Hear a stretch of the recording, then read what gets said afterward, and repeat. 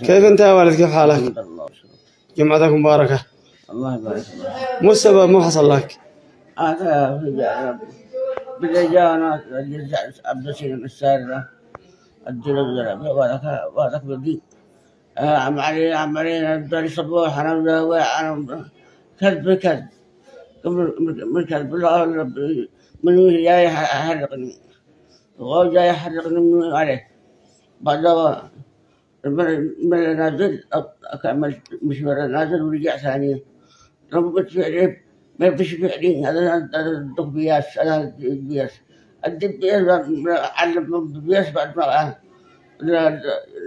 نازل ورجع أنا قلت لنا هنا خير الله على أمك لا تدبوا لنا مشاكل بالصبر هو تتكلم عن أمي شوار من يردوه هو ورب يزكك منهم جايين يجري ويزبط الطاوة حق الزيت لفوقي وأنا مقرب بس استويت